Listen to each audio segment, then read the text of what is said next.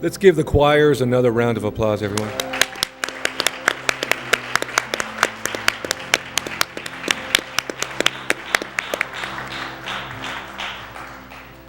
I just love, again, the diversity and the unity of Los Angeles. At this time, we have a very special portion of our program. You know, the LA riots, as mentioned, was something that was very painful and dark, but out of those ashes comes heroes, the ones that transcend and step up to the plate, to be that light and to be that hope. And so we're very honored today to be recognizing 6 honorees. And we want to say that these heroes have made a difference and being at that model for all of us to look up to. And so with that, Everyone, please, to introduce our first award recipient, join me in welcoming Chris Halverson, the former U.S. Senate chaplain. Chris.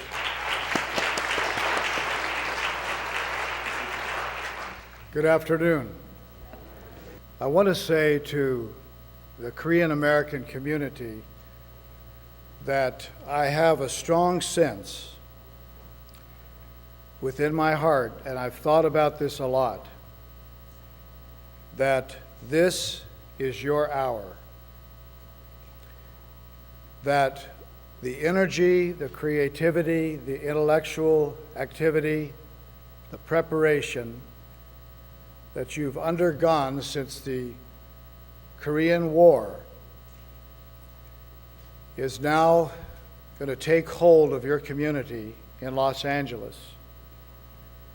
And the leadership that is gathering together and coalescing around this effort for unity could be, and I believe it will be, a time for you to rise up and take leadership in the nation. And I believe if you come together for such leadership at such a time as this, that God will use you in a mighty way, just as He used you to restore a country that was completely demolished following the Korean War in the 50s. There are 2 motifs throughout Scripture, from the beginning of the book of Genesis to the end of the Bible in the book of Revelation. One motif, one theme, is the event. The events in the Bible began with the Sabbath, and they expressed themselves in the various feasts and celebrations. There were 7 major feasts, and those events were held faithfully by God's people and played an extremely important role in what God was doing throughout history. But another theme, another motif that runs through the whole Bible is the journey motif. Abraham left Ur and with his family went on a journey. Moses left Egypt with the 12 tribes and they went on a journey. Jesus chose his disciples and they went on a journey. Now the journey is when you walk together with a few people from one event to the next. In our culture and our time in the West, we are very good at doing events, but we're not very good at taking the journey of walking together. The man I'm going to introduce to you began walking with me more than 25 years ago. And our journey included this one snippet in time when the LA riots broke out. And I can say that we've had our differences, we've had our struggles, but as Scripture says, unless 2 walk together, they must be in agreement. Can 2 walk together, the question is asked in the Proverbs, unless they be agreed. It requires working and getting to know each other and building a strong, authentic relationship. And that's what happened between Nate and me as we took this journey. My journey began personally when I was 10 years old with the Korean people. My father went over with Bob Pierce after the war and began gathering the orphans and raised hundreds of thousands of dollars for the orphans that had been orphaned because of the war. He was gone for months at a time, sometimes over Christmas, and he would return with pictures that he had taken of the city of Seoul and of the impoverishment that was caused by the war. And we as a family decided to adopt Kim Jae-ul, who's my brother now still in Korea. He's blind, and I've lost touch with him, but he's always in my heart. And so too is Korea, and it's always been in my heart. When I was serving as acting chaplain of the Senate, I invited Nate to come out and be with me in Washington, D.C. In the providence of God, on the day of the riots, we had scheduled him to return to Orange County, to Long Beach, rather. Literally, on the day of the riots, he returned. And I want him to share his story with you.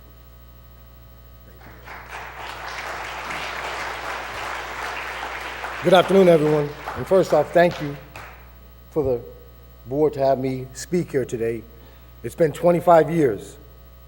25 years ago, I had the opportunity to be with former U.S. Ambassador to South Korea, Don Gregg, and the President of South Korea, so that we can figure out how we could make things work between ethnicities, between cultures here in America.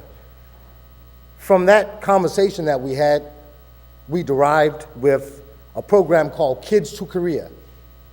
Well, once a year, we would take students from the United States, all across the United States, to Korea, for them to go to school in Korea for 2 weeks and stay in a Korean home to learn about the Korean culture so that the Korean culture can learn about the African American culture.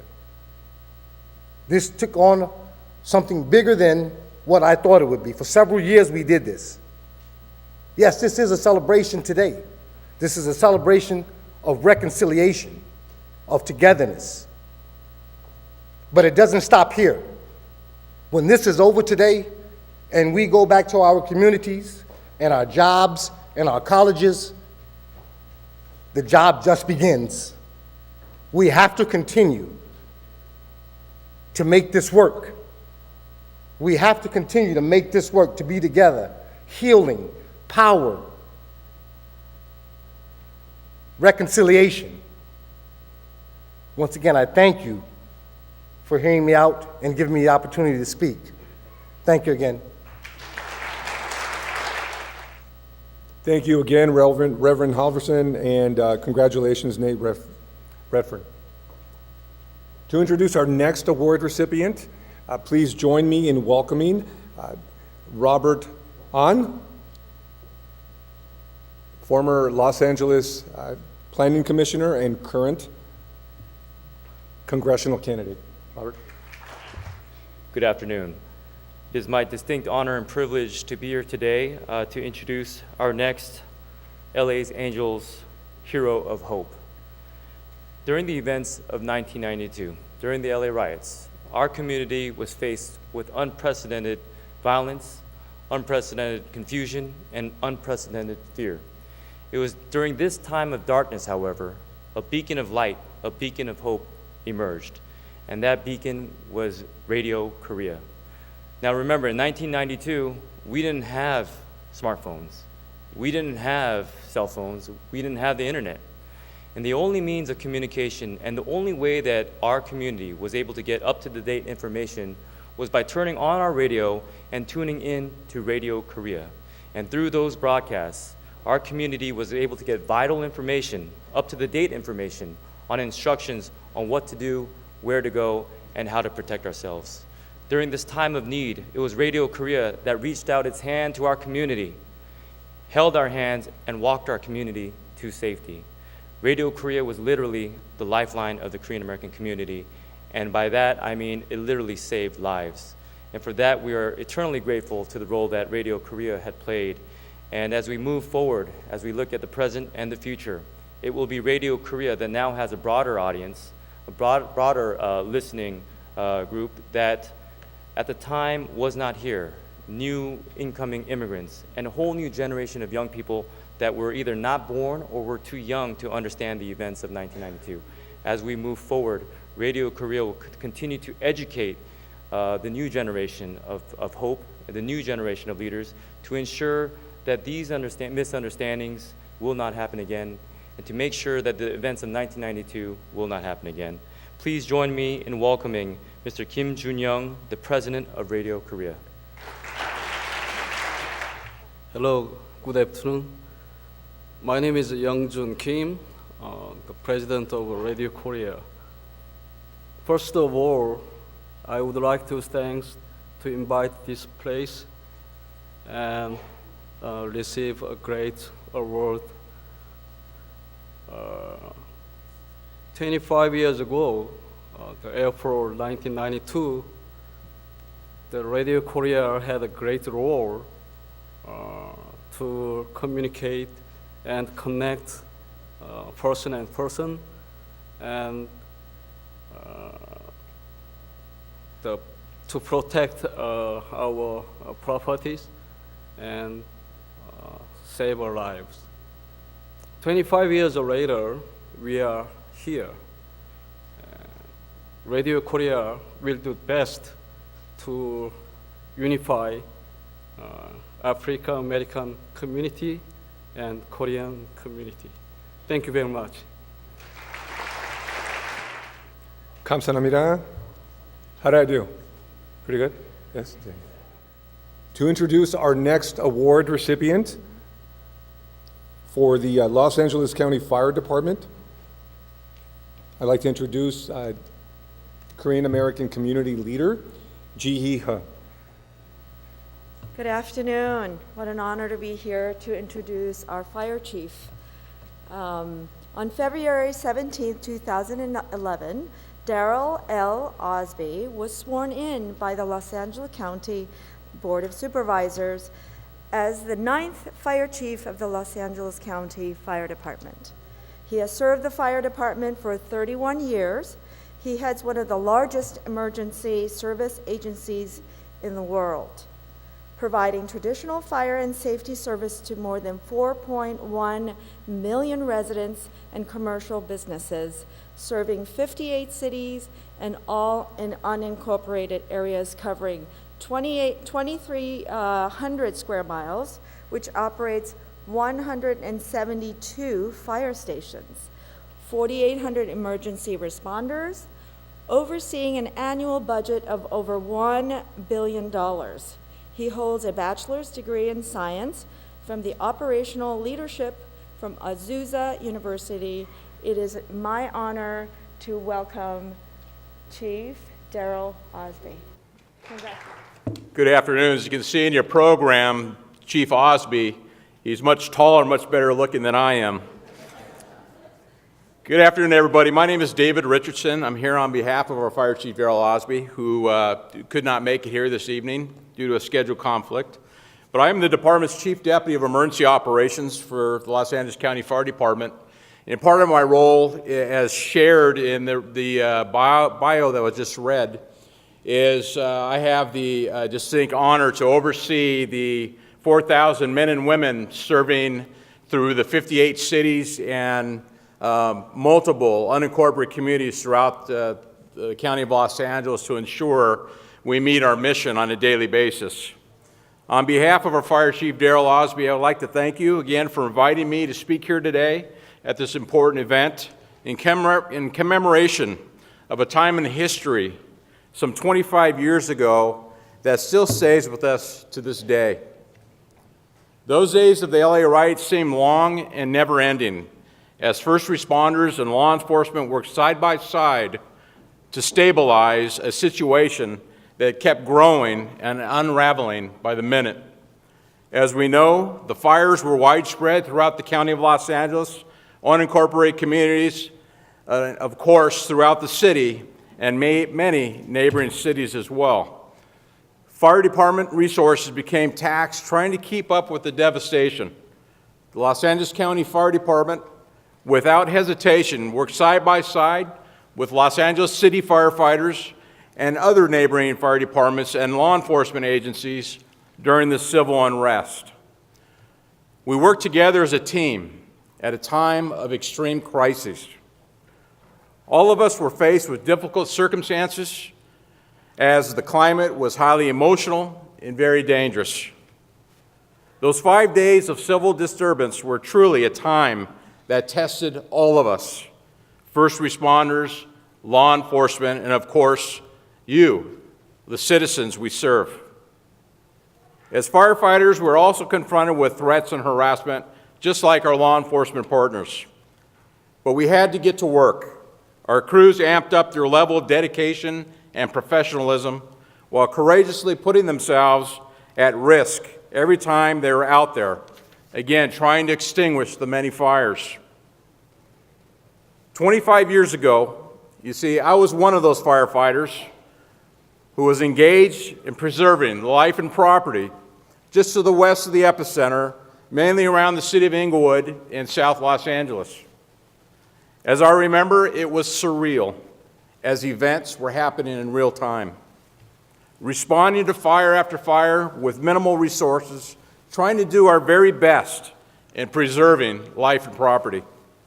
As I reflect back, it was a concerning time, a dangerous time, as firefighters became at risk too. We were keenly aware the civil unrest deeply and directly affected the communities, as well as the country and, quite frankly, the world. In the days after the riots, we found ourselves reflecting on what had happened, and we received lots of praise from numerous elected officials, community leaders, residents, near and far, for the bravery that ensued. While we appreciated all those accolades, we also realized that we were just doing our job, serving our communities, and helping people in their time of need. This was our way of joining the effort to restore peace and order while assisting our fellow brothers, sisters, and communities at a critical time. And I have no doubt they would have done the same for us. In the past 25 years since that turbulent and life-changing event, the communities impacted, as we know, have continued to rebuild and thrive. We have witnessed the remarkable rebirth of a city and its ongoing efforts to continually evolve and change. But one thing has remained the same since those dark days. The County of Los Angeles Fire Department's role then and now to protect lives, the property, and the environment within the communities we serve have not wavered. You see, community, commitment, and caring are embodied in our core values. On behalf of our Fire Chief Darrell Osby, our executive team, and the men and women who serve, I am proud to stand by our department's mission today, just as we had during those trying times. We, along with the many public servants, are fully committed to making sure we, together as one, stand strong and resilient, aware of the past, but committed to ensuring we will not let history repeat itself. Thank you very much. We have a special guest. As mentioned, 25 years ago, our community lacked political voice. And today we celebrate in having leadership from the Asian American and the Korean community in the City Council. And we're very honored for his leadership and his courage to run and be a voice for our community and for all communities who are voiceless. So can you help me welcome Councilmember David Ryu.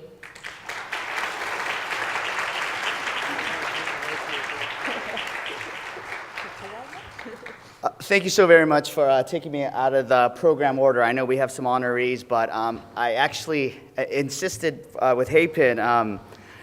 Today is such an honor to be here because this is a momentous day for a day of remembrance for our community. But I'm just very excited because I walked in and I saw this guy here getting an award.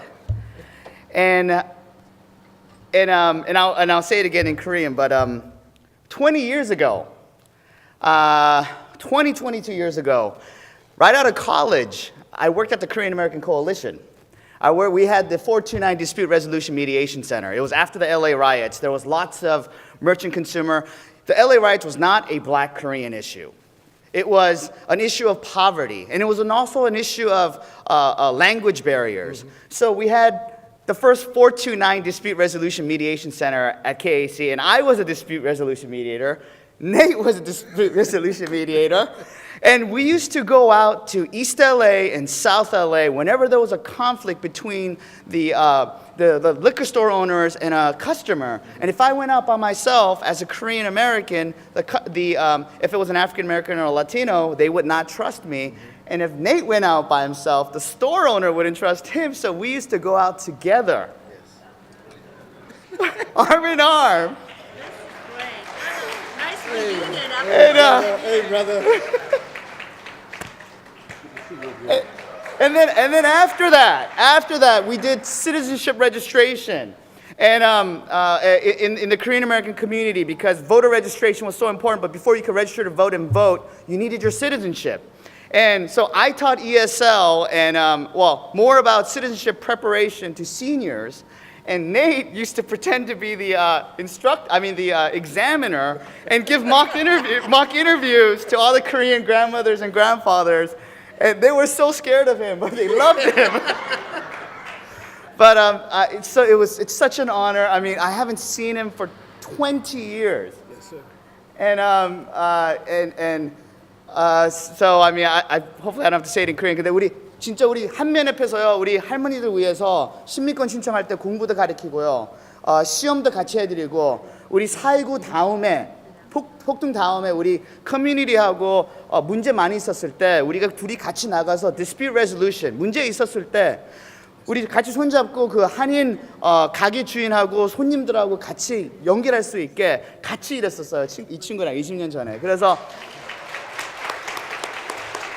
I did not expect to see him today, but it is such a pleasure, and thank you for doing this. I mean, more than anything, I know it's the 25th anniversary, but it's good bigger than that. It's bigger than that, bro. Love you, man. Love you, brother. Thank you. Thank you. Thank you so much, Councilmember David Rue. Unfortunately, our next award recipient in recent years has passed away. Nonetheless, we want to make sure to honor his memory.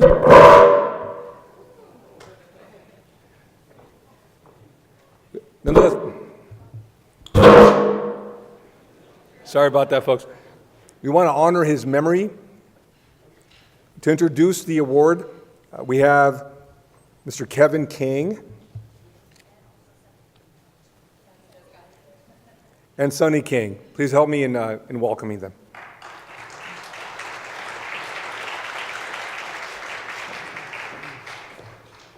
Hi, 안녕하세요. Hello. My name is Sonny Kang. I was part of the LA 한인 청년단, which is the LA Korean Youth Task Force. 미국에서 태어났으니까 한국말 그렇게 잘 못해서 미안합니다. Because I was born in America, I said I'm sorry for not being able to speak Korean that well. I consider myself American. I was born here, and I was raised here. I lived at Kingsley and 5th before this was even called Koreatown. This was called Mid-City or something like that. So when the LA riots happened, I have to be honest with you, I was just as angry as anybody else when I saw the Rodney King tapes. I was very upset, and a lot of things happened that shouldn't have happened, but we all know what happened in the past. But I just wanted to tell you a quick story about our leader, Jungmin Kang. Same last name, no relation. This was a very brave man. He knew that the entire city pretty much was out to get us. And, you look at the example of your leader, and he didn't show even 1% of fear in his eyes. And, I don't want to talk about all the details of the things that we did, especially in front of his son. But what I will say is that there was one incident I have to tell a story about, and this will kind of tell you about Jungmin Kang. The first night that Radio Korea called for us to show up, I saw about maybe 20 or so gang members, friends of mine, former enemies, current enemies, but everybody kind of had a truce, and everybody had their guns with them, and Jungmin Kang said to all the youth, he said, "We're not out there to start a war. Make no mistake about that." He said this all in Korean, of course. He said, "Make no mistake, this is not a war. We're just here to protect lives." He goes, "If they take property, you know, they take property, but we're here to protect lives." And I was kind of hesitant about telling the story, but one of the other groups, I won't mention which one, but there was another group that was also out to defend Koreatown. But they had a little bit of a different agenda. Maybe it was a little bit more vindictive, if I dare to say. But Jungmin Kang and the leader of this other group, they literally got into a fight right in the lobby because Jungmin Kang was very, very passionate about making sure we didn't send the wrong message.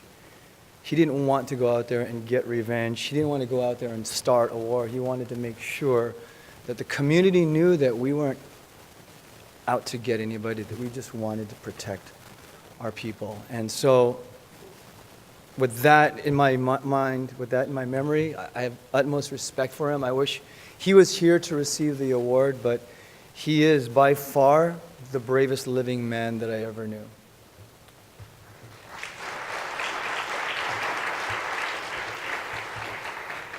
So same with him. I am not very good at Korean, and I will make no apologies. So with that, growing up, my dad, when I was 4, he would always be out late at night, and I would always ask him what he's doing because I wanted to spend time with him. And he'd always tell me, I'm there, I'm gonna go out and fight bad guys. And as a 4-year-old, I was like, oh, like he's a superhero. Then as I got a little older, I started getting disillusioned, and I said, oh, like he's probably lying, he probably just went out partying. Then as I got older, I would hear stories about the riots. I would hear stories about even post-riot, how he would protect Koreatown, how he would work in community development. And I started realizing, he was actually telling the truth. And I think something that's a little bit less known is towards the end of his life, he wanted to be a pastor. So he went to seminary, he went to graduate school, he got ordained, and he had this vision to plant a church in Koreatown. And at the same time, I was kind of pastoring, and he was like, hey, Kevin, can you join us? And I told him, nah, screw you, I have my own ministry. And he was like, okay. Then I thought about it some more, and I said, okay, Dad, if you stay in Locker Center where we live and plant the church there, I'll do it. And then he said, no, because I want to plant it in Koreatown, because my heart is to reach out to women who work at bars. My heart is to reach out to gang members. My heart is to reach out to the marginalized. And Locker Center, everybody goes to church, everybody has money, and I have no interest in that. So with that, when he said that, I really started gaining this extra respect for him, realizing, okay, this guy is a real deal. He's not just a guy that's out to get famous or influential or make money, but he has a heart for the marginalized, and he has a heart to change the world. So with that, ordinary people can do extraordinary things. So may you have that heart, and may you have that desire to make this community a better place. Thank you. As we conclude the photo op, we're going to get ready for the next part of the program. We're going to ask the speakers, those who introduce speakers, our special guests, to join us on stage for the lighting of the Unity ceremony. So if you're here as a speaker, please join us on stage. So this is a special occasion. As mentioned earlier, there's a lot of darkness in the world, but we want to use this opportunity to show that we could shine our light. And so if you have been given, each one of you, a pen, right? And you'll see here, you could just, right? So at the end, after our 3 presenters speak, then we want you to turn on the light and say, let's shine our light, right? Got it? Okay, at the end, we will let you know. And so with that, we would like to invite Pastor Edgar Boyd of First AME Church, Dr. Jesse Miranda of the Jesse Miranda Center, and then Reverend Jae Kim of the President of the Council of Korean Churches to lead us into a statement of light. And then with that, we're all going to say together, let's shine our light. And we want all the police officers, firefighters, our planning committee members to come on stage. Okay, so with that,